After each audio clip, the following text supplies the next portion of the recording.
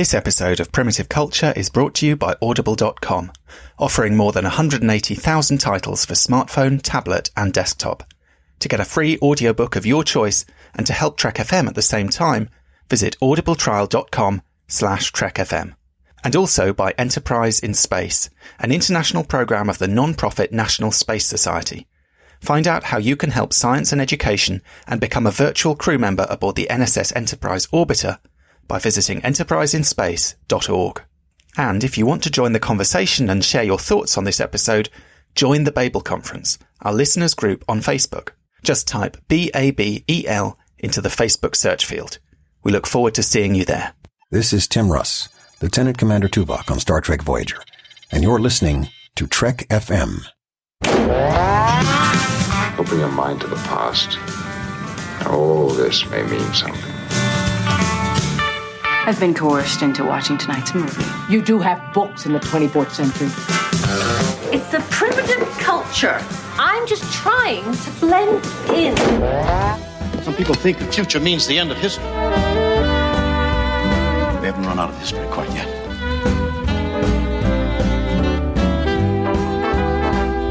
Hello and welcome to Primitive Culture, a Trek FM podcast all about our history, our culture and how Star Trek relates to it. I'm Duncan Barrett and today I'm joined by Manu Saadia. Hi Manu, how are you? How are you? I'm good.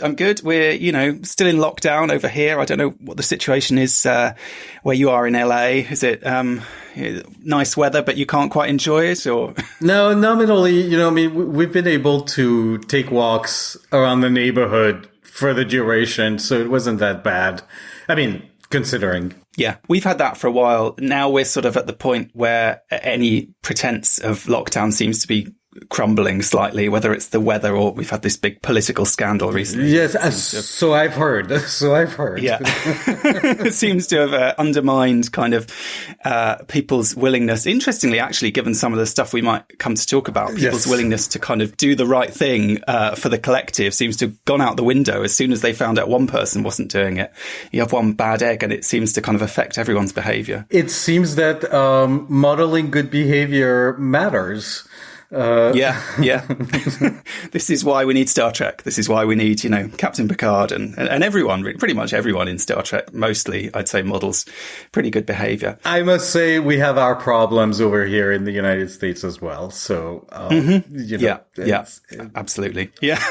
I know it does certainly seems like, I don't think our two nations are necessarily leading the way just at this precise moment, or possibly ever, to be honest. But it's an interesting moment anyway. And things change. Change. They do.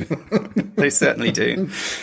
Well, what we're going to talk about today really is this idea of Trekonomics. Manu, you wrote a fantastic book called Trekonomics, looking at really, I suppose, the economics of Star Trek. And it's something, just before we started recording, I sort of said as a caveat, kind of history, literature, these are kind of areas that I feel vaguely comfortable with. Economics, I've always had a bit of a terror of. I think partly because I just feel like, I struggle to sort of, keep track of my incomings and outgoings and kind of manage a household budget. So the idea of these kind of huge, economic phenomena, slightly appalls me in a way. But I am very interested in this idea of what it is about the economics of the Star Trek universe that kind of hold that reality together, because clearly, certainly from kind of Next Generation onwards, there is a kind of statement being made about the economic reality within the Federation, at least. And that very much ties into these kind of ethical, moral, questions and to the possibility of this utopia that we see in Star Trek. Absolutely. I mean, I started writing the book partly because I was very surprised that such a major part of the Star Trek universe seemed to rely on the political and economic structures that undergird the Federation, and there was nothing about it, or very little. So I sort of I took it upon myself to try to figure out what was going on there. And it's interesting because you mentioned TNG at the beginning, and it's true that it becomes more fully formed as a vision of society and the way what people call, quote unquote, post-scarcity economics. So it becomes much more formed and it come into its own around the time of Star Trek: The Next Generation. Beforehand, in the original series, you have mentions of credits and, the crew spending their credits on shore leave and things like that. So it's not yet entirely on display the way it is in The Next Generation. The Next Generation takes a much more, I would say, forward way of showing the inner workings of society. So that was something that really struck me, by the way, when you compare the two series. It's the amount of open discussion in the Next Federation of the economic realities and the political arrangements that derive from them, in the 21st century Federation. So this is how I tackled the thing. Like there's a real break. I don't know if it's an in-universe break, really, or but maybe it is. It's never really hinted at. But there's a real difference between the first incarnation of the series and the second. So and then it gets sort of discussed and it gets expanded in Deep Space Nine afterwards. Where there again, because of the figure of the Ferengis, you get a sort of you get a foil to highlight, the way the Federation doesn't use money, and even though the officers on Deep Space Nine have to use money, but that's a different story. So yes, so that's how I looked at it. There's a real epistemic break there.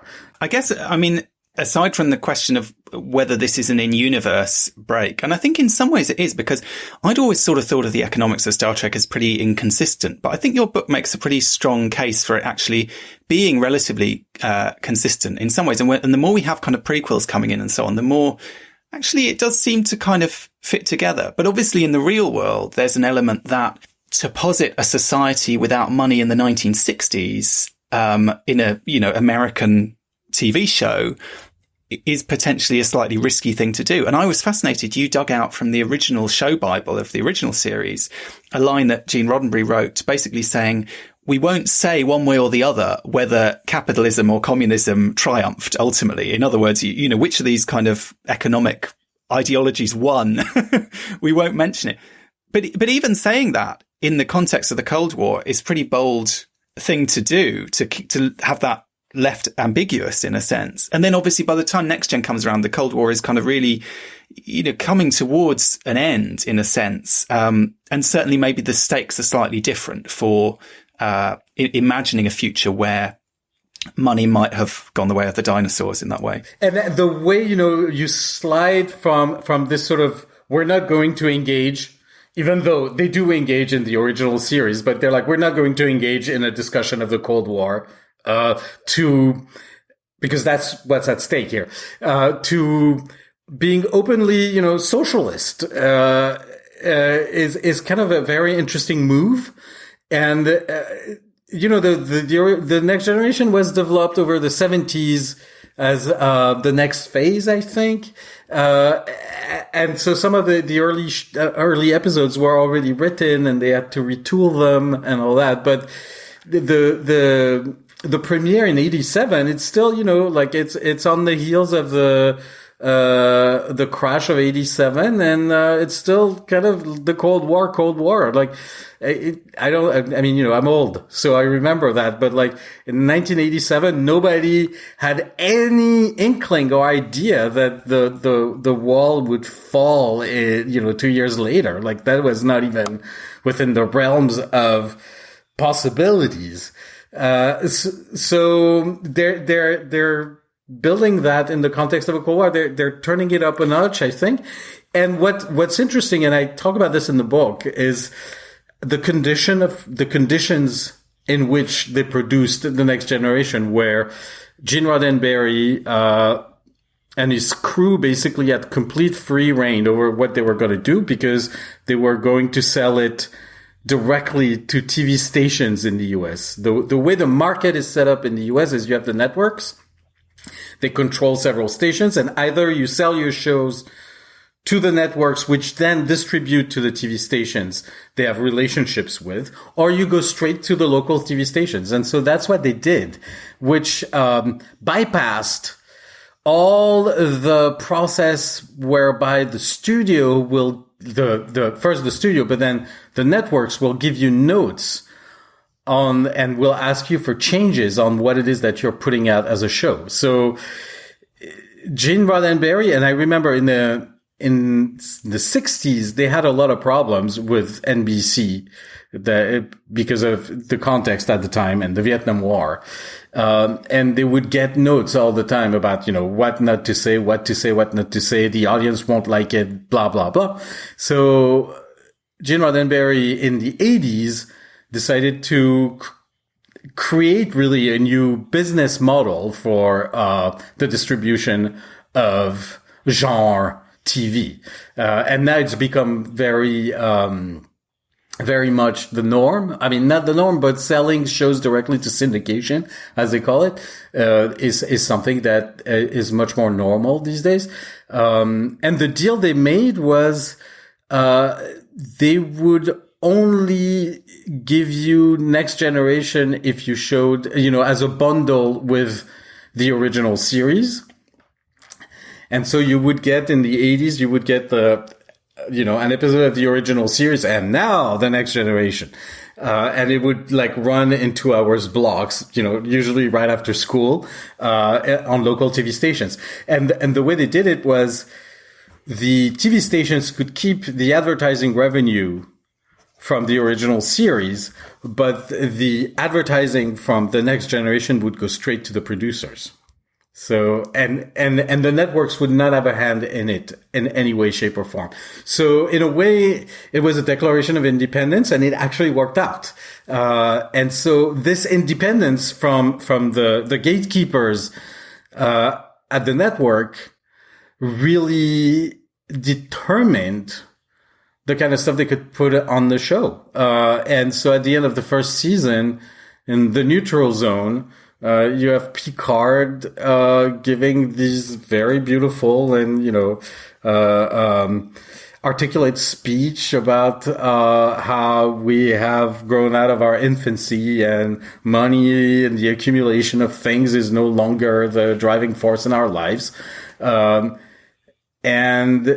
This is pretty bold in that sense, but it's a result also of that independence from the networks. That's a very interesting point, I suppose. And obviously, with the original series, there was that kind of tension. I mean, there were episodes that were not aired in certain, and Roddenberry had this before with his previous shows. One of the reasons he ended up doing Star Trek was to kind of get away from that sort of independence. Yeah, it was like, let's do it in space, Yeah, exactly. On the other hand, it strikes me when you say he'd come up with this new model of selling it.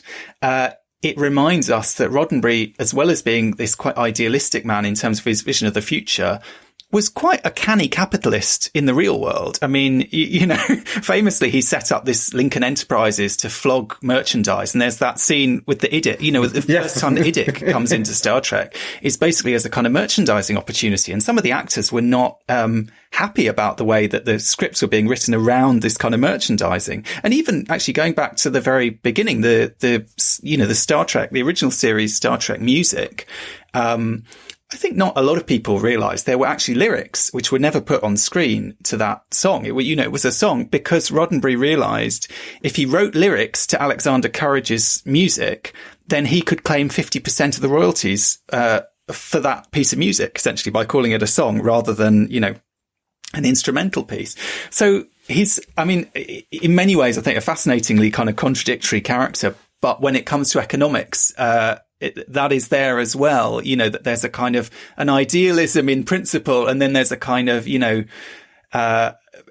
slightly grubby reality of like, okay, what can I, how can I make a buck out of this? It's the world we live in. I mean, it's the world we live in, and it's entertainment. So, you have to live with that contradiction. And, Roddenberry, he was very good at that.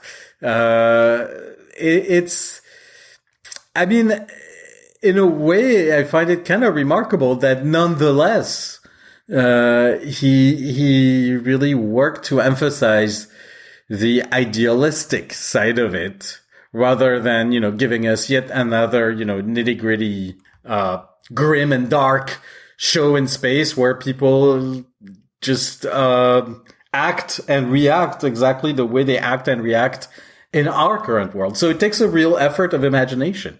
And I thought that was that's part of the thing that really fascinates me about, the economics of Star Trek, really. It's because it's this, thought experiment on how people would behave in a world that's terminally improved, and where, abundance is the norm, in a sense where everybody has won the lottery by the time they're born.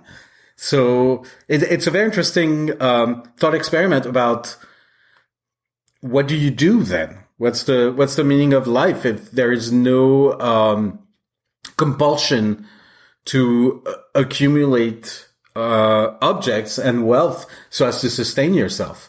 And not even wealth, just to survive, where you have to sell your labor just to survive. So I find that quite bold, in fact. Regardless, or not regardless, but it's quite bold, especially because at the same time, a lot of these people, they're Hollywood, entertainment capitalists. Like they're usually talking in millions. Like it's a very strange and in a way beautiful in its contradiction. It's very beautiful in its contradiction. And it's also remarkable that you ended up having, 6 seasons of Star Trek The Next Generation on primetime TV, extremely popular. 7, I think. In America during the Cold War. And, it's interesting because I was also reading about, there's this one episode that was banned in Ireland because of, they make a mention of by 2024. No, in Britain. It was banned in Britain. Oh, it was in Britain. I don't know whether it probably was shown in Ireland. Yeah. About the reunification. Yes. Yeah. Yes. So the BBC wouldn't show it. Wow. So, they're still controversial even then. So I think it takes some effort. That's an interesting point, actually. Yeah. No one objects to the idea of a united Earth. Even in the original series, you've got, before it's Starfleet, you've got the United Earth Space Probe Agency, or whatever they call it in some of those early episodes. But obviously the idea of a united island. God forbid the Republic. But, it's interesting what you were saying about this this idea. It is very much sort of idealized society. People argue back and forth whether the Federation is a utopia or not, and what your kind of definition of a utopia is. But it's certainly a very optimistic view of the future. And it is one, I think you're right, where work appears to be optional. You could choose, you get the sense people are following a calling rather than, no one is working to earn a wage. On the other hand, there's this kind of interesting tension. You talk in your book about the sense that we only see Star Trek through the lens of this kind of minority of very driven, very kind of alpha personalities, basically, who want to go out and do stuff all the time and be very busy. But even going all the way back to The Cage, and, it's something that repeats throughout Star Trek, many, many times over, is this idea of this sort of tension between the kind of active life out in space and the cozy, gentle sort of almost retirement. So in The Cage, you've got Pike basically longing to pack his job in and go and, have picnics with a horse and kind of live this life, which you get again, even in Generations. You get Kirk basically facing the same dilemma. Does he live in the Nexus and basically in this eternal retirement, or does he go back and do something meaningful and kind of, useful and productive? And it's a real tension. By that point, you've got Kirk sort of saying, why should I come and save the galaxy? I don't want to, I want to fry my eggs. But it's true also that, maybe the meaningful and productive life is not necessarily the one in space. It's meaningful and productive to our eyes. And also, there's sort of meta commentary about we need to get these characters to actually act like characters in a 20th century TV show whereby they are heroic and they perform great deeds and they are here for the edification of the audience. And so we get this sliver of that world that resembles ours much more than the rest. I mean, there would be no drama and no show. I mean, my best guess is that in any utopia, drama is no longer has any, no longer holds any interest to the public because there's nothing to be learned from spectacles. The meaningful and productive life is the one where you're more or less on a pilgrimage to discover yourself. And maybe that means doing nothing. Maybe that means doing a little bit of this and a little bit of that. Maybe that means learning a lot. Maybe that means just, living your life on Ryza, looking at the sun and feeling the waves lick your feet. There's no heroism in utopia. And so as a result, there are no stories to be told, in the way we tell those stories today. And we tell those stories today precisely because we live in a capitalist society. And, that's how it is. That is our culture. Our culture and our imaginations and our, ethical, or horizons are bounded by the material life we create. So it's very hard. I mean, it's very hard. I think it's Frederick Jameson who once said that it's easier to imagine the end of the world than to imagine the end of capitalism. And that's kind of a transient observation. It's very hard to think beyond the a priori's of your social experience. It's very hard to think like another. And so this is also something that is very profound in The Next Generation and that fascinated me and kind of prompted me to write the book is that really the otherness of the characters, even though they're quite closer to us as people and, and they act heroically. But it's interesting that in The Next Generation, most of the characters are all Vulcans. They're extremely collected and logical and cool and equanimous in a way that hot-headedness is not something that is sought after. They're not humans. They're not humans like us. That's the thing. They're just not humans, and they're inhuman. They're alien. They are the aliens. It's the humans who are the aliens in The Next Generation. And so that way of presenting humans as aliens, essentially, is a nice door into creating a different imagination of what the human condition could be. But it's hard because it's an incredible feat, in fact, to maintain that line for 7 seasons, to maintain it through, many writers and all that, and be consistent and remain consistent. And it's a controversial element within Star Trek. I mean, I think Star Trek's always had this kind of tension. The Next Gen writers were always complaining about Roddenberry's box, as they called it, these constraints put on them to not have conflict between the core characters, when obviously the original series was built on conflict between the core characters. I mean, do you call Bones and Spock and Kirk having conflicts, or more, I mean, that's also another debate. But you're right. Like what's interesting is that the writers, they hate that. They hate that stuff, because, they are workers, the writers. Like they draw a salary and they draw, whatever income from, plying their trade. And their trade is to tell stories of conflict and heroism and then they go into that job where they tell you, no, we're doing it differently here. So it goes against the trade as well. And it goes against the traditions of the trade.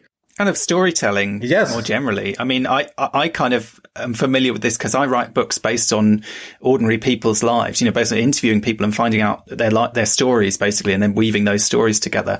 And I'm quite aware of it's almost like there's a devil on my shoulder when you're talking to someone. If they tell you about something terrible that happened to them, you're kind of part of you is thinking, okay, this is good. This is interesting. This is dramatic. When you have someone where everything worked out. I mean, I did a book a few years ago, about British women who married Americans who were here during the war. And I interviewed about 100 of these women. Wow. And the fact is, lots of them, they met great guys. They had a lovely marriage. Everything, their life worked out great. And you're sitting there doing the interview and I'm sort of thinking, I'm not going to really be able to use this because once they get to America, nothing interesting happens to them. Where's the drama? So there is that element. The writer's instinct is to look for conflict, to look for drama, to look for problems.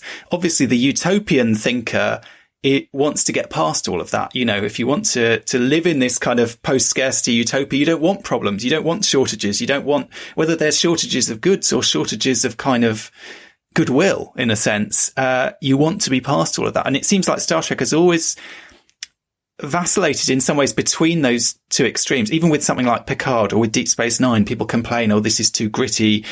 We don't like the way these characters are behaving. And then there's a kind of pull back in the other direction towards the more kind of idealized, this is Starfleet. We all do the right thing kind of attitude. Star Trek's always sort of walked that line, I suppose. It is a show at war with itself in a way, and it's a universe at war with itself because I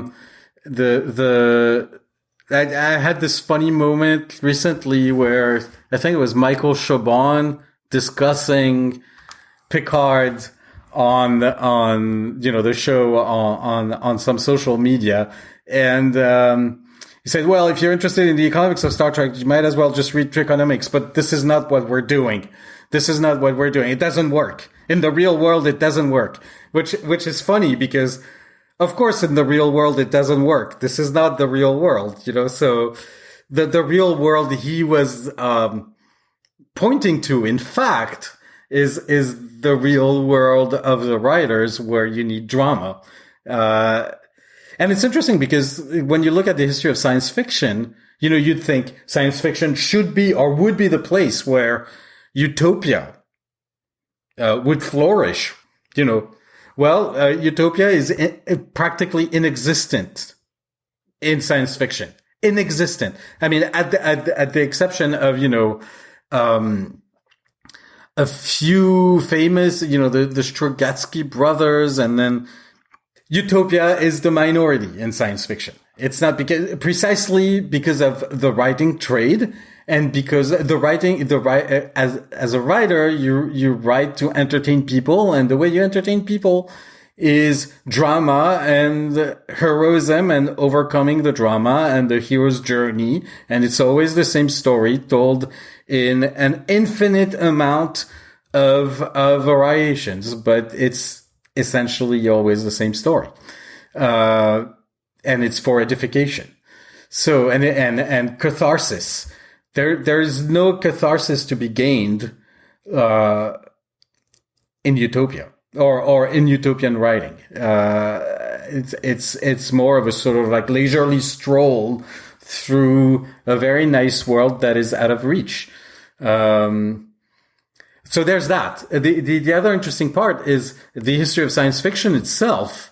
You could argue that science fiction emerged as a genre and as a sort of a practice, a literary practice against utopia. And that is something that I find quite a provocative idea, and I'm still trying to figure out whether this is a correct hypothesis or not, but it seems to bear out. And in a way, science fiction mirrors the trajectory of socialist ideas, whereby utopian socialists were displaced by the sort of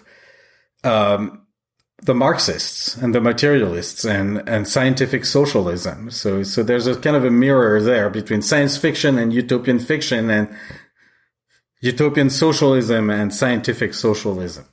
So that's in the history of idea. It's a small thing, but it is nevertheless something that I find intriguing, that why has utopia been displaced as a genre? And I'm still trying to figure it out, especially because right now I decided that I have embarked on writing a utopian novel. Oh, wow. Okay. Well, I mean, it's kind of a dare. Like doing it right, for once. So I don't know how this will work out. But the problem is also the language. So that's another interesting thing about Star Trek. And, we can get into that deeper, is that you're using the language and the form of the present to tell about a society that has nothing to do with ours. So you're using, like the three, the sort of like 5 or 3 part episode, or the typical blockbuster movie where everything is sort of resolved at the end, with catharsis. So you're using that form, which is the commercial form, to tell about a society that has no care whatsoever about commerce in the way we understand it today.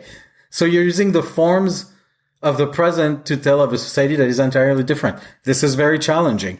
And precisely because it forces you to rely on the crutches of the narrative art as it has been practiced in the context of a capitalist economy since, and mass consumption since the 19th century. So it's essentially Dickens. And we haven't moved from that type of storytelling in a way in popular entertainment. And it's interesting, I suppose, when you look at art within Star Trek. I mean, if you think of, hollow novels, or whenever we see kind of creative works, in a sense, they always seem a little bit naive somehow. There's something about the way that Star Trek presents them. You don't get ever, I mean, I know the Doctor's hollow novel was supposed to be this kind of incisive satire or whatever, but it feels quite ridiculous. It feels very sort of painted in primary colours. And I suppose insofar as there is this kind of seesaw between optimism. Do you remember the publisher as well? Right. Yeah, exactly. The whole business with the public. It all seems quite silly and quite kind of trivial. And maybe this is because people's livelihoods are not at stake, because they don't need the money. And therefore the creation of art becomes, even, I mean, we could get into a whole debate about how, in the present day, the arts are so massively subsidized by people's own, inherited wealth or, other sources of income and so on. And the number of writers who make I don't know about you, but I mean, I do write books for money, but when I wrote a book about Star Trek, that certainly wasn't the dollar signs that were the appeal there. Do you know what I mean? I mean, that is not why you do it. That people do, even in this world, that is kind of not really recompensed at a manageable or practical level. Do you know what I mean? There's these kind of dilemmas play into it. But I'm interested in Michael Chabon saying, that this idea doesn't work, or that we're kind of not doing that. Because I wanted to ask you whether you think Picard, I mean, we've had all these prequels, obviously, and the prequels, I suppose, with your argument that there's this kind of dividing point. And I love actually that in the book, you point the moment that Star Trek splits, which had never really crossed my mind, is that dinner scene in Star Trek 4 where they go out for Italian, and Kirk can't pick up the bill. I don't have money, sorry. Exactly, a throwaway joke from Nicholas Meyer, who I'd say is on the least sort of utopian side of Star Trek, if you know what I mean, the most kind of cynical and gritty side of Star Trek, just throws this in as a throwaway joke, and somehow that becomes the starting point of this whole concept of a different reality. To be fair, I think it was Nemo who wrote that, but I who knows? Yes. But I'm interested in Picard. Obviously goes forward, and Picard slightly breaks the utopianism of certainly Next Generation and Voyager, in that it presents the Federation seems like a bit of a fallen utopia, or at least a utopia that's showing some crack. It's not the future is not as great as it was cracked up to be. And when it comes to money, again, we do get these interesting references to, Rios saying he's being paid, that he's quite expensive. And you sort of start wondering, well, what's he being paid in? Is he being paid in crates of Chateau Picard? Because obviously, even in post-scarcity, those are scarce because there's a limited number of them. Or is Picard literally paying him in some currency that we otherwise don't talk about, or that we kind of pretend doesn't exist? It's kind of an interesting question. And I know in the book you mentioned this idea that there's this line in Deep Space Nine, where Jake says he's sold a story. And then he explains that's just a figure of speech. There's no money involved. Yes. But can we really say that every reference to any kind of transaction in Star Trek is just a figure of speech? Or is there something? Obviously not. I mean, okay, so I need to preface by saying that I didn't watch Picard at all because I have no interest. That gives you a good excuse not to answer my question. No, but whether it sort of breaks Trekonomics or not. But yeah, I did follow the debates because I from afar because I find it funny. But in a way, I mean, again, conditions of productions. I mean, I think they had a mandate to make Star Trek quote unquote relevant to the present, and yeah, so, the sort of grim and dark side of things. And, it's another expression of, the show at war with itself and at war with its tenets. And obviously the people in charge right now of producing Star Trek have decided that they're going to go more in the direction of what they know how to do best, which is TV entertainment. I mean, it's commercial considerations but it's not just, this sort of very basic commercial considerations. Like, it's more of an ideological decision on what matters to us as storytellers. And what matters to them as storytellers is to talk about the present, and to make observations through drama about the world we live in. This is not what Star Trek: The Next Generation was interested in.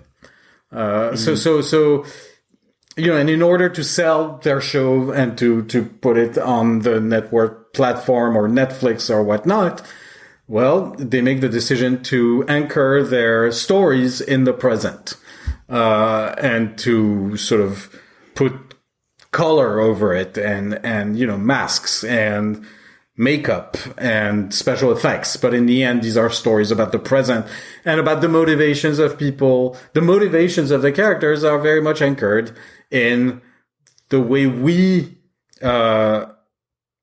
behave, and therefore they're more quote unquote relatable. And it's a term of the trade as well here in Los Angeles that you have to make it relatable. What is the now of your show? Like, I've heard that several times. I mean, you have to make it relatable on the assumption that this is why people will watch, because they want to, be delivered edification about the way they live now. And it's interesting because in some ways the Picard of the neutral zone is not particularly relatable. I mean, Picard, no, exactly. The Picard show, a lot of people had a problem with this. That he was being chipped away at a bit. He does feel more like a recognizably contemporary person. He loses his temper. He's kind of, he's a bit grumpy. He's difficult. He's cantankerous. But also there's this sort of, and again, it seems like we keep coming back to these questions of personality and temperament and kind of all these sorts of things, which I think is fascinating. But again, there's a link between economics and the personality, because in the Picard show, a lot of it is about showing, and this very much ties into what you're saying about the moment of it being springing out at this particular moment. Picard kind of questioning his privilege. That's one kind of reading of Picard, is basically Picard was always very privileged and now he's kind of having to reckon with that. And a part of that is to do with his wealth, which is a weird thing to see in Star Trek, but you do get that in the Picard show he's the guy with the big chateau, and you have this character of Raffi, his former first officer, who's kind of drawing attention to that and saying, you with your grand big old house and all your kind of oak furniture and all this stuff, you don't understand what life is like for the rest of us. And she, meanwhile, is living in this kind of sort of futuristic caravan almost. And basically, I mean, there obviously is, presumably there's some kind of universal basic income, or there's some kind of, she's getting money to live. She's subsisting fine, but she's sort of basically saying, you've got everything. You've got a life of luxury. Some of us have it tougher, even within the Federation, which is quite definitely, I think, more than anything else, almost in that show, is a departure from the economic reality of Star Trek up to that point. They've been trying to do that since, Roddenberry decided that Star Trek was a utopia, is the writers and the producers sort of fighting against that, precisely because it prevents them from telling stories that are relatable and that can be sold and that can be popular among today's public. It's the box. And it's nonsensical within the parameters set by Gene Roddenberry. It is not at all nonsensical in the context of mass entertainment and in the context of the trade of producing mass entertainment. It's not as philosophically arresting, I would say. And in a way, it allows to tell a lot of stories to sort of like revert back to these sort of contemporary concerns about the unequal distribution of wealth. I'm not sure what is learned or what is, at least to me, I'm not sure what is, what's provoking my thoughts and my imagination in a show that just describes the world as it is. There's a lot of that. And it's popular, and it certainly helps sell the show. But it's not necessarily as provocative and as evocative as something that tries to paint society in a completely different light. So there's that, and I think also at the end there is underneath all this, it's a political decision. It's a political, and this is a political struggle within the community of people who produce Star Trek and write Star Trek. And I know some of them. And I've had discussions with them. And, I stay away from this world because it's not my world and I don't find it particularly interesting. But there is this real split, between the people who want to push more in the utopian direction to make a point about the present that way, and between the people who are not in control and who want to be gritty and who say, but of course socialism as depicted in Star Trek cannot work. Of course not. And that's the real privilege here, by the way. That's the real privilege. That's Chabon's privilege. Of course socialism cannot work. And, probably because capitalism seems to work very well for him. So that's his privilege. No, it's true. Well, it's an interesting point. I think there's also, beyond the question of kind of there being almost ulterior motives for these decisions in terms of, okay, whether it's, we want to get drama out of this situation, we want to reflect the present day, or we think it will sell better. There's also, though, a kind of philosophical difference, I think, between different people. And some people, someone like Gene Roddenberry, despite, as I say, being a bit of a sneaky capitalist at times, obviously really bought into this idealism. Someone like Nicholas Meyer, much more cynical, much more kind of, has a more cynical view of human nature, I would say. And interestingly, this whole question of whether changing the economic conditions of society automatically changes the kind of people you get goes all the way back to Marx. Marx believed that if you change, if you get rid of capitalism, people will become kind of better, kinder, gentler people.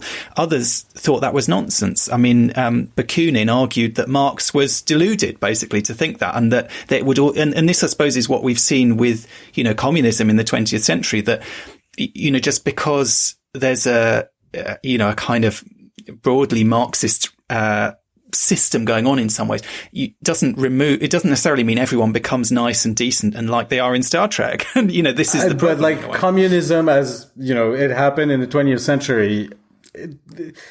Okay, let me backtrack. You have to believe that there is such a thing as human nature. That's actually a philosophical position, and also an ideological one. I don't believe that philosophy is separate from the conditions in which it is produced. So if you say that there's such a thing as human nature, which personally I don't subscribe and I don't see any empirical evidence for it. If you say that there's such a thing as an eternal human nature, humans are naturally inclined to give in to the worst angels in their nature.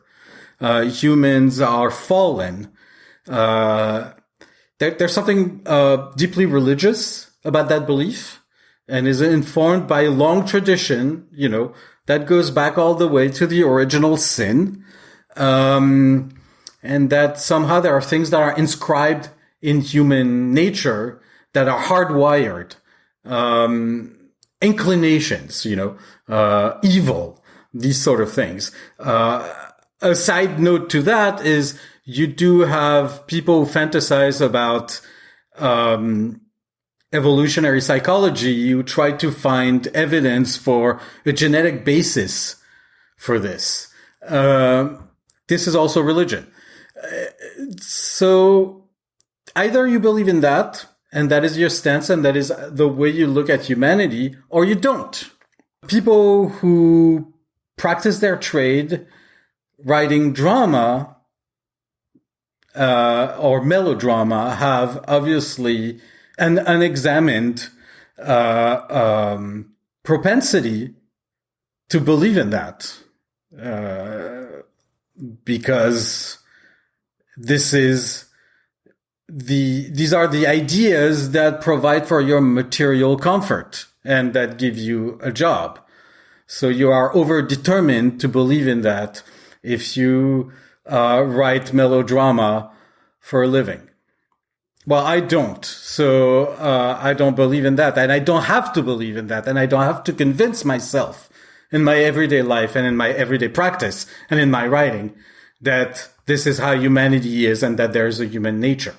So that's one thing. Now, as for the evidence for, whether material conditions improve outcomes and improve behaviors, we have 300 years of capitalism to tell us that, in fact, material improvements in standards of living make society more peaceful. Not always, and, not necessarily in the way that everybody would want, precisely because wealth is not well distributed. But we know that there is such a thing as what people in the 18th century called doux commerce. So soft commerce, sweet commerce. The notion that the increase in material wealth throughout society makes people less inclined to go to war because they are more attached to the trifles and the luxuries of everyday life.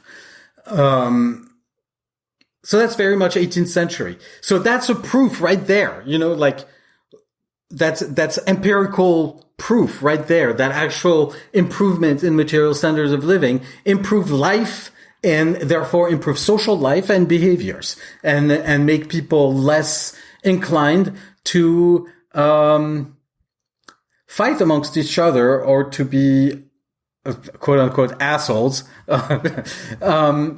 There is the ethics of life in society is determined by the distribution of wealth and by the standards of living that we make for ourselves. Most crimes in today's society are the result of financial hardship and poverty. They're not the proportion of people who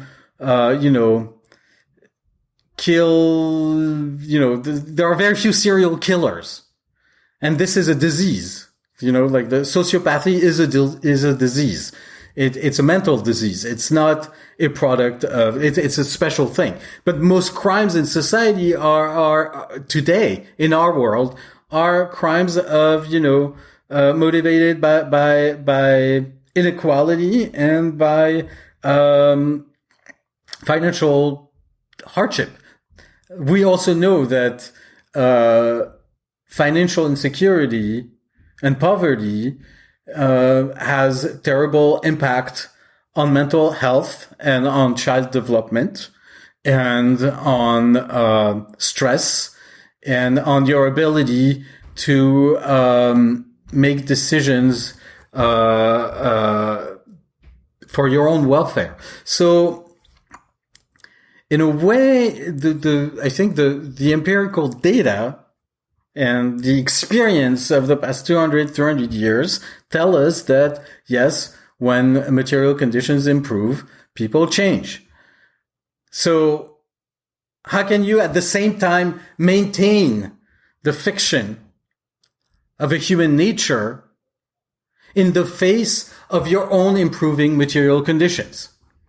And that's, by the way, that is, entertainment is here to maintain these fictions.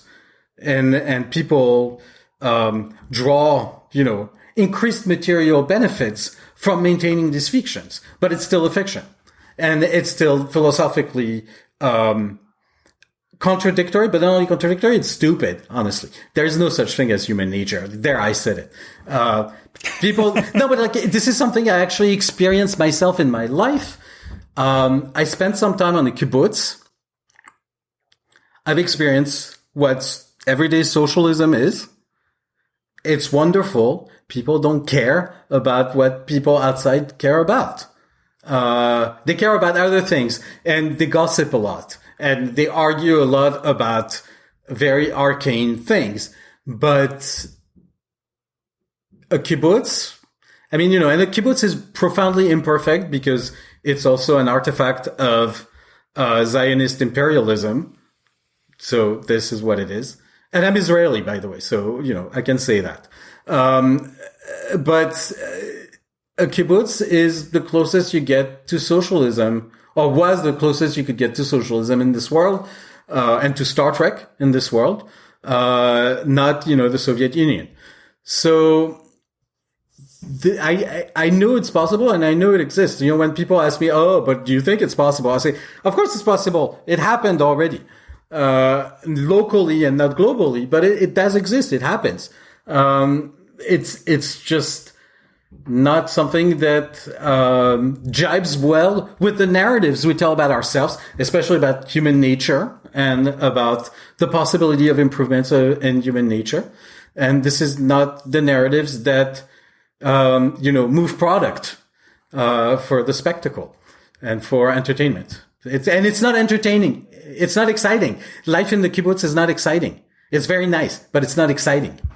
And it's temporary, I guess, isn't it? I mean, that's the other thing, is there's an element of being drawn back into the kind of the world with all its problems and all its issues and all its temptations and all of that. I mean, I suppose in Star Trek, at least, they're kind of they haven't completely removed that, because obviously you could go and set up on. But you notice also, like on Deep Space Nine. You notice on Deep Space Nine, as you notice, they all have, all the Federation officers can go play at Quarks.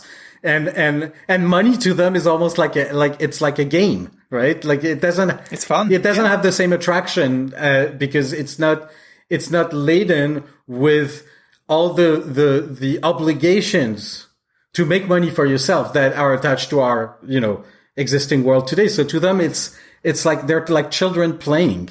And gambling is fun because it's not just a disease. So this is, they do engage in that. I think, and you have to give credit to Star Trek, at least, The Next Generation and Deep Space Nine for that. They really made an honest effort to actually portray people the way kibbutznikim that I knew, behaved like. But I understand also that this is not very exciting to most people, and it's not very relatable. And in the end, it also makes sense in the way entertainment and the production of entertainment functions. It also makes sense that you have to give in to the sort of you have to make sausage. The entertainment is sausage. You have to keep on making it. It has to come out all the time and be consistent. It's an industry like any other. So these things are very rare and they don't last. Just like, maybe the kibbutz. Well, the other thing about Star Trek is that obviously, I mean, on one level, you might say Star Trek is very relentlessly focused on the question of what does it mean to be human? What is human nature? What are the parameters of humanity? But at the same time, it not only it presents this kind of future version of humanity, but it also repeatedly gives us these moments where it's hinting that there's kind of something yet to come. There's more change. The idea of what humanity is can change. It has changed already to some extent. But, we got at the end of the motion picture, the human adventure is just beginning. We get at the end of Next Generation, Q saying, this is the journey that awaits you. You've got this kind of next step to take. So Star Trek seems to keep presenting this idea that, human beings can evolve. So they've already evolved. I mean, Picard talks about it, as you say, in the neutral zone, it's our infancy. In First Contact, we have an evolved sensibility. It's this idea that we've evolved and we've kind of grown up and we've kind of improved. And yet there's more to be done. Although, of course, First Contact has it both ways because it also, he gives that beautiful speech, but then the film undercuts it by showing that actually, even Picard, the most evolved, the most perfect, the most kind of, like you say, most Vulcan character, if you find the thing that is really going to needle him, he'll crack and he will become, as we see in Deep Space Nine, has this kind of idea, well, if their creature comforts are taken away, if their perfect society is kind of chipped away at, actually that human nature reasserts itself. And I suppose that's what you see in First Contact, whether you agree with it, philosophically or not. That's kind of what the story is doing, is sort of saying even this perfected human is ultimately human. And with, again, that kind of inflection that weirdly for Star Trek, which sort of is very humanistic and celebrates the idea of being human most of the time, the idea of human nature has a kind of negative. It's contradictory, right? Kernel to it. It's contradictory, and also I think the contradiction is embodied in Data, because in a way Data is the most human of all the characters because he wants to become human. The humans that are already humans, they're sort of like way past that. The interesting part is the emotions and the status of emotions in all this. The Vulcans, who are the sort of aspirational endpoint of all this, have no emotions and are struggling with the fact that they have no emotions. Data, who's on the other side of the road, like on his path towards becoming human, doesn't have emotions. And the humans you see usually, they have emotions, but only really their emotions surface as negative impulses in the most dire of circumstances. And which is strange because, okay, we've just had like 3 billion people cooped up at home because of a pandemic. And I think it went pretty well, right? So what kind of conception of humanity is that, where the sort of the return of the repressed comes out if, you end up with less money or less food on the table, or less comfort, or less money, or whatever. What we've seen today, in the past 2 months, is actually that people will willingly shelter themselves at home in order to protect everybody else. As long as they feel that everyone else is doing the same thing. It's like some weird kind of prisoner's dilemma or something. It's collective action. As long as we're all in it together, as long as we believe that everyone is doing it, then we'll do it. And yet, seemingly the crack comes when, if suddenly we don't believe in that anymore, then people start behaving kind of irrationally, selfishly, insofar as their selfishness is actually going to shoot them in the foot in the long run, as well as everyone else. But, it's that kind of almost bloody-minded attitude, I think, that maybe is coming out. I mean, we'll see. We'll see how it goes. But you're right, absolutely. I mean, I don't know about in the States, but certainly in the UK, people on the whole have been... Here too? I mean, I found it almost surreal how willing people have been to go along with quite mad... this whole idea of like keep 2 meters away from everyone. Yeah. Everyone started doing it the next day. If you had to go out to the shops or something, people follow these rules. And every so often you kind of have this moment where you kind of think, this is bizarre. No one could have predicted we'd be doing these kind of weird things. There's something almost surreal about it, this kind of instruction to like keep this imaginary distance between people. And yet everyone, up until the last few days, in my experience, seemed quite willing to go along with that. And it's because they believed in it. They believed in the reason. There very little drama when things go right. Yeah, you're right. But you got more interesting recently. That's true. But you see what I'm saying? Like the anthropological, like what I'm aiming at with this is the anthropological premises on which a lot of this entertainment is based are false, demonstrably false. It's not self-evident that people will become, animals the moment you take away their creatures' comforts. It's not.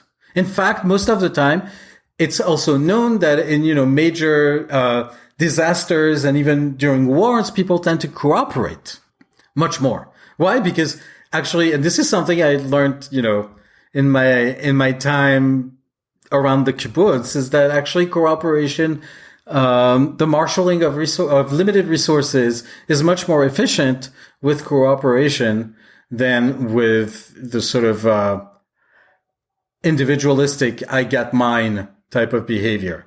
Everybody benefits, so there's a rational, economic way to couch it as well. That actually the greater benefit, the cooperation usually benefits more than individualism. So there's that one thing. But there's also the fact that the entire history of humanity, if you look back at it, is to develop ever more complex ways to cooperate and to coordinate.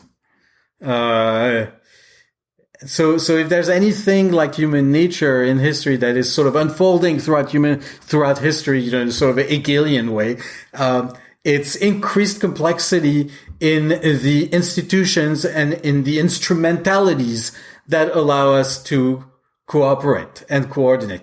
The market being just one instance of it. The market is precisely an example of spontaneous coordination through instrumentalities. So again, like the sort of the return of the repressed and the beast that lurks within every one of us, I think is something that we should sort of let go of, and we would benefit from letting go of it. Because we would learn more about ourselves than retailing the same sort of hero's journey and adversity and protagonist-antagonist thing all over all the time. We do that for commercial reasons, but the evidence and the real world and our experience in the real world tells us the contrary and the opposite. So how do we deal with that in a way that enlightens and livens and delights people? That's, another matter. Star Trek actually, Next Generation in particular, and some Deep Space Nine as well, like they actually managed to do that, to entertain and to delight, while at the same time, not relying on the usual, tired anthropological assumptions about humanity that you show in every other piece of entertainment. So that's unique. It's over. And that's one of the reasons we love Star Trek, aside from anything else, is it is different from, it's weird. 99.9%. It makes no sense. It's very dystopian and very cynical and so on. It's interesting you talk about this human quality of cooperation, because I think you do see that in Enterprise. I think you see that throughout Star Trek. The humans are willing to kind of, extend an olive branch to kind of try to understand each other. An episode like Darmok, for example, quintessential Next Gen episode, all about kind of cooperating and working together and understanding each other. But in Enterprise, you get this sense, talking about this idea of what is human nature, that the founding of the Federation, you've got all these other species who actually are more advanced, technologically than the humans. The humans seem like they're the last to the table. But the one quality the humans seem to have that no one else has is the ability to get everyone to talk together. They're the kind of diplomats. They're the ones who are able to kind of, they're the glue that holds the Federation together. Rather than being, other than that in Star Trek, I think you always see the humans sort of at the top of the Federation. You get the sense they're the most important ones somehow, and there are a handful of Vulcans, and, maybe you see an Andorian if the budget can stretch to it and so on. But in Enterprise, it's very much this idea that the humans are the ones who are the best able to kind of get past their petty differences, to kind of get past bigotry, to kind of work together with the alien. And that I think is quite interesting. But I suppose one of the things that Enterprise doesn't do is, in having that prequel series, there was an opportunity to kind of show how did we get, as they say, from getting from here to there or getting from there to here, how did we get from our society, which seems very kind of troubled and problematic. I mean, look at, as we're recording in America, riots going on over this awful killing of this black guy by a policeman, these kind of terrible moments that seem to show real fractures in human societies. How do we get to that kind of perfected, or at least much more perfect, future society? And in a way, Enterprise sort of seems to have, it's already happened by that point. Exactly. It's kind of, Star Trek's always, it doesn't really want to show what is the process. How do you get from our broken society or our broken world now to that kind of future? And maybe that is again about this slight anxiety about, in the 60s, Roddenberry was saying, we don't want to say who's going to win this Cold War. We don't want to say which economic system is going to come out on top. Star Trek slightly avoids answering that question in terms of the kind of history of it. It sort of avoids explaining, well, where did money go? What happened to it? I think it's Tom Paris in Star Trek Voyager who says the Vulcan came and money went the way of the dodo and the New World economics started, and that's the Vulcans came. And everyone lived happily ever after, sort of thing. Right? And because the problem is society usually changes through war and revolution, and that's a downer. There is this sense amongst some people, and it's a question I get a lot, talking about the book, is like, so how do you think we get there? The bad news is, I don't think, technology in and of itself changes society. It's society that changes, it's a feedback loop. It's not because we're going to invent this magical device that magically things are going to get better. Or that people are going to change, they're going to react to it. But I mean, a good example of that is the invention of the steam engine. So there is this mathematician in Alexandria in the 1st century AD who invented the steam engine. Well, the steam engine at the time had no purpose because there was slavery. So technology in and of itself is not enough to change society. It may contribute to it, but it's not enough. So it's not technological. I don't believe, at least, that technological progress per se will make things, like Star Trek. It's not because we will invent the replicator that things will magically change, or there will be disruptions, but it's not of that kind. So, and there's no actual, it's a typical thing also. It's a trope even of utopian literature, that there is usually utopia, like originally, it's this island in the middle of the ocean. So there's the passage itself, the journey, the pilgrimage from our world to utopia is not, is glossed over. Precisely because, in fact, not only do we not know, we cannot really tell the future. We do not understand how historical change happens. We have lots of examples, but we don't understand. There are no real laws. Very little things, things that start very small can have tremendous impacts. I always cite, Becquerel, who forgot about plates, photographic plates in his drawers, and, one night in 1896, and 3 days later, basically discovered radioactivity, and 50 years later, you have the atomic bomb. So the divergence and the chaotic nature of little things and little discoveries, and things that look pedestrian today and can become enormous 50 years later, we don't know. So there is no way to, there is no handbook on how to get there. There is no, the only handbook in a way on how to get there is it's imagination. So I would say it's trying to imagine a future that is better.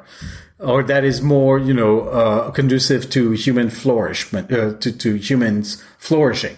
And that's maybe the guide for the present. But are we going, first of all, there are no aliens. We're all alone. We're never going to travel at the speed of light. We're barely ever going to, have like a little outpost on Mars. This is, so none of that science fiction thing, should be taken literally. It's just not, it's nonsense. It's entertainment. Science fiction in that, sort of like, let's go to space and space aliens and all that. This is all, it's entertainment. It probably, there's an element of modern religion to it as well. Because science has become the central belief in our world. The fact that, science talks about the natural world is independent from the fact that people treat it as religion. So there's no, you see what I'm saying? Like, none of the things that are described as they are described for entertainment purpose on Star Trek, none of this will come to pass. It's not the replicator and all that, like, none of this. No. This is all, it's a thought experiment. So you have to personally, I try to uncover the philosophical principles underneath the stories, because these are the only guides. And these are the only guides to the future. And the philosophical principles are, perpetual peace, cosmopolitan government. So, there's a Kantian aspect to that, and cooperation as the basis of human society and behaviors. And socialism, all that, these are arrangements that come and go, and they're words, and the arrangements around private property or not private property, all that stuff. This is flotsam and jetsam of history. These are, the market, all that. Is capitalism going to survive? These are questions I've had while talking about the book, but these are, capitalism is 300 years old, 400 years old. It will pass like everything else. So you have to take the longer view on this, and the philosophical journey and the philosophical invention are, to me, at least, seem to me more important than, like whether the gizmos are going to do this or that, or whether, I will own my Chateau Picard or not. Of course you won't, or you will, and it's not that relevant. And so again, this is why I can't, predicting the future is hard. I mean, no, it's Niels Bohr, the atomic scientist, the nuclear scientist, who once said predictions are hard, especially about the future. The future is what we make of it. And so what we produce the future by our present practice. And we'd better inform our practice with the philosophy and the ideas that can, help us birth a better future. And yet, to some extent, Star Trek has proved that it is possible to imagine a future and bring it into being in small ways, in ways to do with our daily lives. I mean, look at your mobile phone. It's basically a communicator. There are kind of things that your iPad is basically a pad. In terms of technology, at least, Star Trek has managed to kind of inspire these things. Maybe it can in terms of social change as well. I mean, when you're thinking about this idea of projecting into the future, yes, of course, we can't really know what the future is going to be. But if you're writing science fiction, you kind of have to imagine something that the future is going to be. And actually, if you go back to, I mean, I don't know whether one of my questions was going to be, is Trekonomics Marxist or is it something else? But at least if you go back and look at kind of Marx, again, there's this idea of, he's not just saying this is how things are and this is how they should be. He's positing an entire kind of, future history that's going to happen in order to get to, do you know what I mean? It's this idea of this kind of, there's a direction, there's a flow to history. And we're in the middle of it. We're not at the end of it. There's kind of something ahead of us, and we can kind of imagine how it's going to play out. Now, he may have got it completely wrong in various ways, and Star Trek may have got it completely wrong in various ways. But I'm kind of interested with Trekonomics, compared to, say, the science of Star Trek, that this is, all these other kind of things which say a warp drive's never going to happen, the transport is never going to happen, all these things are never going to happen. Actually, one of the things I loved about your book is it feels quite optimistic. It feels like it's sort of saying, well, maybe this could happen. This is not beyond the realm of possibility.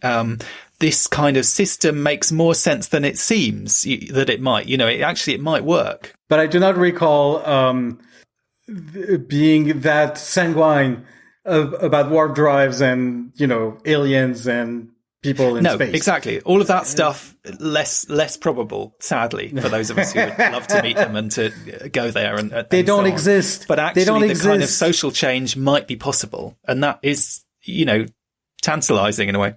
I want to stress that they don't exist. And you know why? Because a lot of the science of planetary science involved in seeking for alien life was invented before we even reckoned and discovered plate tectonics. Plate tectonics became normal science in the 1980s. What plate tectonics tells you is that the way life has sprung on Earth is heavily dependent on having an active lid recycling of the Earth's crust, and that it's actually a very limited case and that it takes a lot of time. And so, in a way, the development of life in the universe, there might be a lot of life intelligence as we have developed it. Hard to say, and probably not concurrently. That's the other thing. So again, these are speculations that come out of a moment in history, the post-war, the atomic age. A lot of the people who designed the bomb became involved in seeking aliens, interestingly enough. It's called the Fermi Paradox for a reason. So science fiction, as popular entertainment, latched onto that and produced a lot of that and maintained this sort of sense of Whiggish history. That's that progress is never ending, and that we are progressing, ad astra. That's Whiggish history. That's the sort of idea that, in the British, or in the Anglosphere, you people call it Whiggish history, but we in France, we have our own Condorcet who wrote something to that effect. But there's this idea that progress is constant. It's kind of naive. It is naive. And especially because we tend to equate progress with the inventions of machines and the refinement in machines. But that's difficult to call. I mean, this is not progress per se, the refinement of machines to be ever more efficient and to be ever more optimized. This is not progress. This is something else, but it's not progress as understood as a social process. So there's that. The other part that I find very interesting is that economics itself a lot of it is science fiction and resembles science fiction because what is involved in economics is drawing models to extrapolate future outcomes. And science fiction, as it was formalized, in the late 19th century, relies on the same mental exercise of extrapolation of present understanding of the world as it is. So economics economics and science fiction are very tied together historically, but also in their own operations. Science fiction usually, uses literary devices. Economics, they use math. But fundamentally, it's an activity that is not, fundamentally different, I think. So, and it's a trope or it's an interesting product of the liberal democratic world. Like the freedom and ability to imagine the future is something that happens in a world where, the future is possible. So that discursive space is opened by democracy, or by modern form of, democracy and free speech. It's not something, there's no science fiction under monarchy, or very little, because the future is in fact envisioned as static, because the monarch is the monarch by divine right, and divine right is forever, because the divinity is forever. Democracy creates, modern democracy creates another space to imagine the future. So the operation by which we actually imagine the future is also something that is historically determined, and that is that latches onto the behaviors that are structured by our current political and economic arrangement. So there's that too. I don't know. That's one of the questions I had when I was writing the book, is do the people in Star Trek actually write science fiction? Well, in Picard, you won't know this if you haven't seen it, but there's a throwaway joke where one of the other characters is reading, I think, an Asimov book, and Picard sees it and says, "Oh, I never had any time for science fiction." So and you can kind of understand it, because you think, if you lived in Star Trek, why would you bother reading science fiction? It would seem quaint. It would seem peculiar, in a sense that it's right there. I like this idea that economics is basically science fiction, though. It makes me feel a bit less terrified by the idea of economics and this kind of world that these geniuses seem to understand somehow, that the rest of us just, kind of baffled by.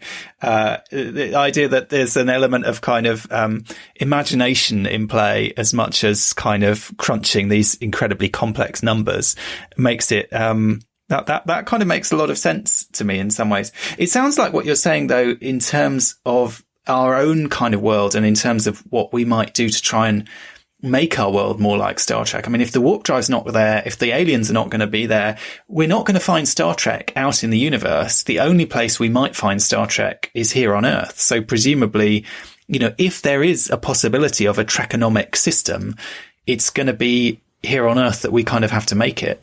The journey is within.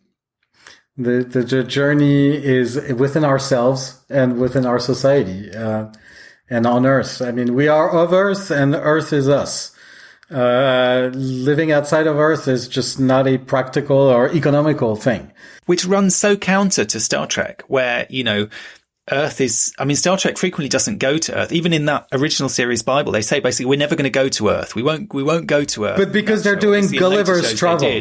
But yeah, exactly. But in later shows, they would go to Earth. But in something like Family, Picard goes back to the chateau, but Picard just wants to escape from the chateau. I mean, he doesn't in that episode because he's in turmoil and so on. But ultimately, the young Picard, and even the old Picard in the Picard series now, he's back on the chateau looking up at the stars thinking, I want to be back there. The yearning for exploration. Yeah, but it's a trope. I mean, it's the yearning for exploration. As if, most people on Earth today are incredibly sedentary. You probably in your daily life, as in mine, we barely go further than 5 miles out. And it's not because we have these incredible means of communication. It's just that, in fact, we are, social animals. We like the society of the people close to us. And this is how we enjoy our lives. And exploration it's the sociopath. Yeah. It's true. It's the sociopath, or the sort of the adventurers. It's true. But then Star Trek gets around that by, certainly from Next Gen on, having a family, having families on board, even if it's not families on board, something like Voyager, that crew is a family. It's a pleasure cruise. It's a society, exactly, by turning the ship itself into the kind of, like you say, utopia, an island. The ship is an island in a sense, and it is almost a perfect society in its own right. And that's why we don't need to go back to Earth very often. But I mean, one of the things I'm trying to do right now is essentially, I mean, I don't like to couch it in this way, but okay, what would Star Trek look like without the starships and without space, without the aliens, without the starships? there's been, it's one of the things they've never done with the show is to actually like get rid of all the starships and the space opera and the pew pew and all that, and just like show people living on Earth. And of course, now the parameters have changed. So if they were to do it, they'd probably show us riots and stuff. Because, we're going to talk about the now, but they never did that fully. You remember in Deep Space Nine, in the Maquis, episodes, where you see Maquis people, on their planet that has been reclaimed by the Cardassians. They seem to live this sort of Jeffersonian idyll before the Cardassians, at least, where you work the land, you build a nice village, you have this executive committee where people discuss the allocation or this or that. You have schools, you have children running around. It seems somewhat rustic, but the rustic nature of it is belied by the fact that it's backed by incredible technology. It's the sort of frontier model as well, isn't it? It's kind of going back to Star Trek as wagon train and the kind of space as the final frontier, I suppose. It's the little house on the prairie. Settlements. Yes. Exactly. Yeah. Yeah. So, but like, there's the sense, I read it as much more as kibbutz in a way, but the kibbutz itself originally was about a sort of anthropological project to make urban smartasses work the land, and pick avocados and all that. And that's why, when Jean-Paul Sartre visited the kibbutz in the 50s and he wrote a book about it, and he's like, oh yeah, so I see these guys, like picking avocados during the day, and then at night they're playing cello and they have this orchestra and they're like excellent. But yeah, of course, because, they were all educated in Germany, and they were all bourgeois. But like, there's this sense that this is what they were looking at in the Maquis and in general. When you see slivers of everyday life in the Federation, it's either the sort of idol of Jeffersonian self-reliance in the countryside with technology, or it's like the crazy scientist in his garage doing his thing and inventing crazy things. So it's the doctor, and it seems that the pursuit of private private pursuits, whether they be of a material nature, growing food or inventions, is something that is taking place all the time in the Federation, precisely because people don't have to work and don't have to spend most of their time working, so they're actually working to provide for a living. So they actually spend a lot of their time working for themselves and working on themselves. And so the journey and the pilgrimage, life is a pilgrimage, and it's good works, and it's a journey of self-discovery and self-invention through the labor of love, through labors of love. So that's kind of like how it looks as a sort of a philosophical, like that's how everyday life looks in the Federation as it is depicted. And maybe, who knows, maybe some of us in the current predicament, I mean, I don't know about you, I've got a 4-year-old, so I'm struggling to, manage work and childcare and all these sort of things. But some people, I gather, in this current moment where they're not able to do their work, are, making the most of it, learning a new language, taking up gardening, whatever it is, and are getting a sort of taste of that with, it must be said here in the UK, the government providing basically a form of income. I mean, I get a kind of a percentage of what my income would have been, not 100%, but a decent amount, given that there are no restaurants, there are no pubs, there are no cinemas, there's nowhere to spend your money basically other than on, rent or the mortgage or whatever it is, and food. And, for some people, they are being given a glimpse of that kind of situation in a sense where the government is giving them money. They're not really necessarily able to do wage work. As I say, many people have very different problems, and it's worked out very unequally. But for some people, at least, the lockdown experience has been this kind of strange leisure situation of, having that kind of time, almost like a kind of midlife retirement experience somehow. So, the funny part, my kid, so he's 12, so he's in 6th grade. And so they're doing instruction through Zoom, and he discovered that in fact, the actual time of instruction for a day is less than an hour. Right. And I was like, oh, because that you learn other things in school. It's spread over time.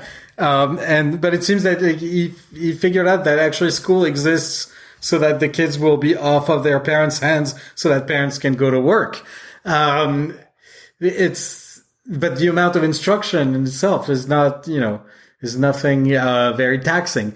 And I'm sure, this is an experience that a lot of people have had with their own work, especially if it's, office work or the kind of managerial work where you have to be, where usually you're there and you sit there and you go to a meeting and you go to a meeting for this and meeting for that. But the amount of actual work that you produce probably takes, half an hour a day. And then, of course, you have to face the metaphysical problems that go with, okay, so now what do I do? What do I do? And, so we've had this situation where, I'm not saying 3 billion people, but among the privileged ones have had time to consider the meaning of life. And am I ready to die now? Because, it's a deadly disease. So it's like, am I ready to die now? Have I done well with myself in my life? And have I done well by others? It's not quite utopia. But the presence of death and the forced inactivity and it's taxing, but it's also, I think some people may have gotten a lot out of this. And maybe, when this is over, we'll start on a new foot, I don't know. This is one of these things that, one of these events, that are in nature chaotic and that was not predicted at all. And if somebody had written, a science fiction book depicting this, people would have been like, yeah, sure, whatever. So we live in a moment where reality exceeds fiction, vastly. And I find this very interesting. And in a way, when we try to reflect on, is Trekonomics possible? Is Star Trek possible? When you see, the past 3 months, I think anything is possible, precisely because reality and life in society will always exceed our abilities to imagine, what can happen. And so in fact, one of the ways to deal with this, to deal with the unthinkable, is to try to be to have a philosophical humility about it. Like, I don't know much.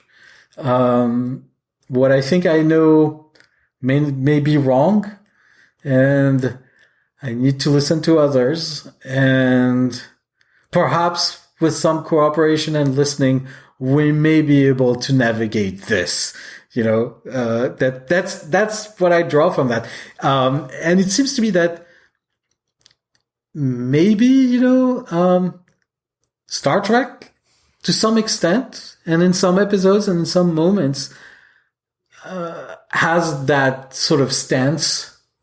We don't know much. Let's listen. We'll see what we can do.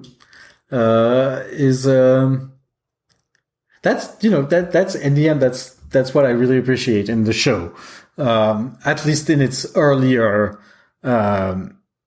instantiations. But we don't know. And I don't know. And I don't know. And I don't know what's going to happen to us. And nobody knows, in fact. Well, Manu, it's been an absolute pleasure having you on the show, talking about Trekonomics and much beyond.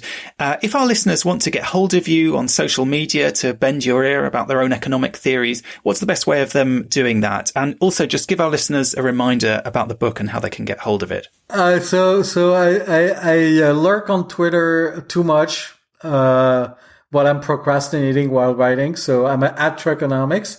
And the book can be procured at various outlets online. I don't think anybody will buy physical books right now, or maybe they will.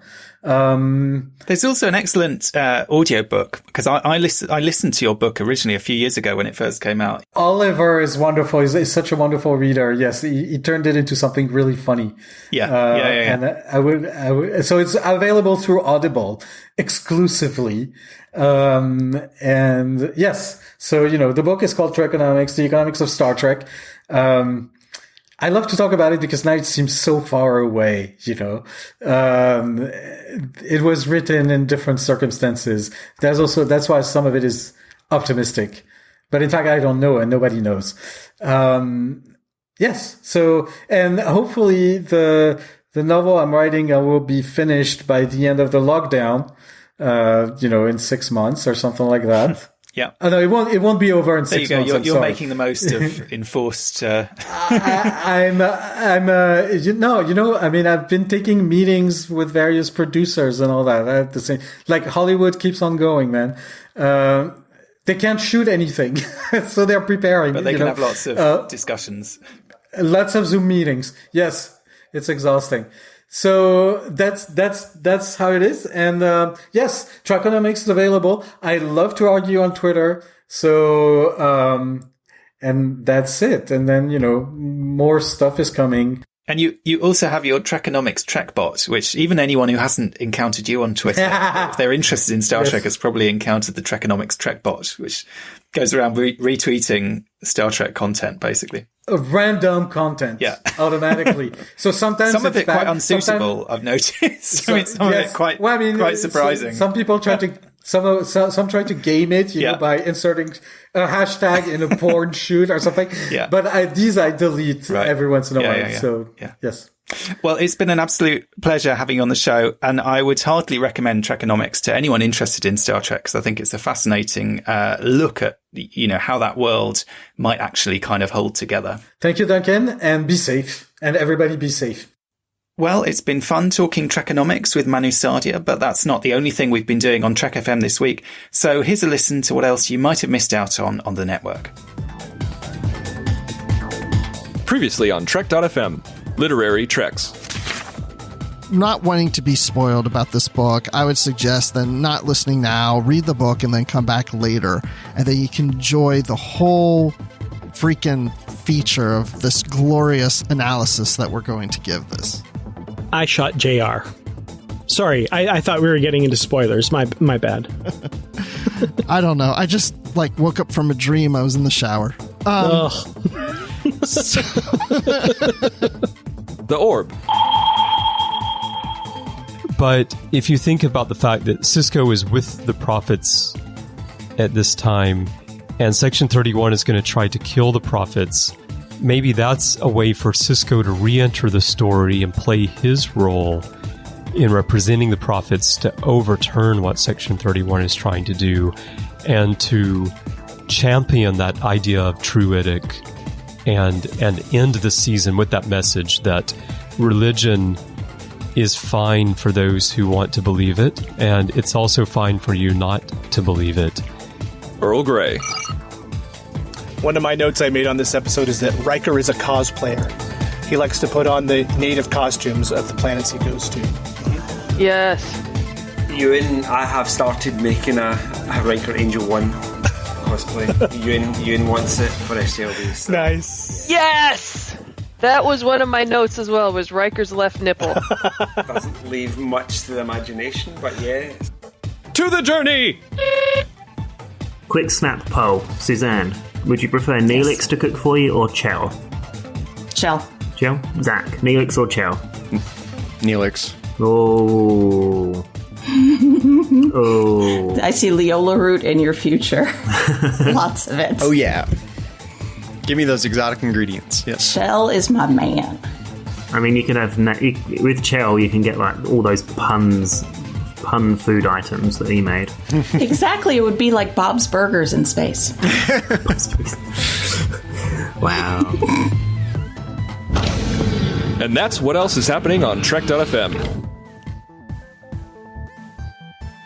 Check out all these shows and join the conversation about your favourite corner of the Star Trek universe and beyond.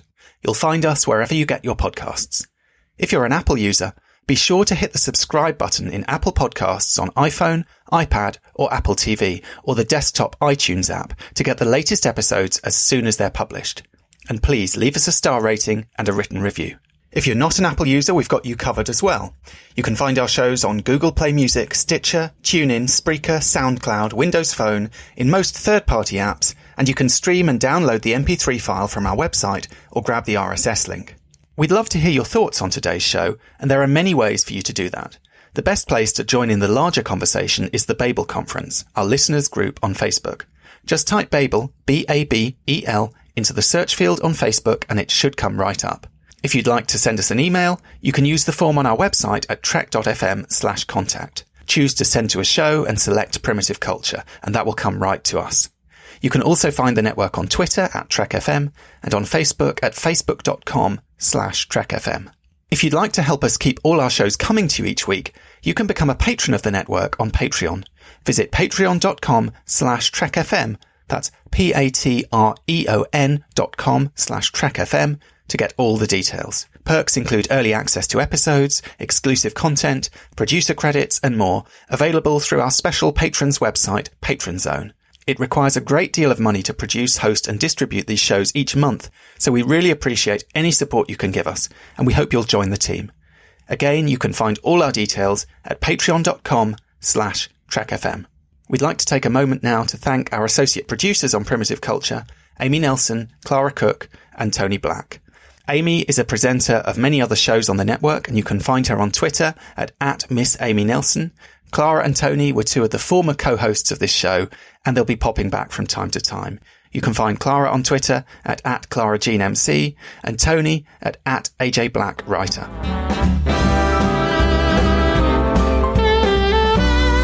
You're blended, all right.